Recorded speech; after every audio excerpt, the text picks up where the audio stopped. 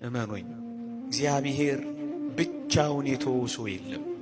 እግዚአብሔር ብቻውን የጣለው ሰው ከቶም ቢሆን በመጽሐፍ አላየንም፣ በአባቶቻችንም አልሰማንም። እኛንን ብቻችንን ይሆን እየመሰለን የተሸበርነው፣ እኛንን ብቻችንን ይሆን እየመሰለን የደነገጥነው፣ እኛንን ምን ዱብዳ ያደረሰብን እየመሰለን የታወክነው እንጂማ እግዚአብሔር ፍጥረቱን ረስቶ አያውቅም። እግዚአብሔር በረድኤት ከፍጥረቱ ርቆ አያውቅም ወገኖቼ። ለዚህ ነው እኔ ካንተ ጋራ እሄዳለሁ የሚለው ሙሴ።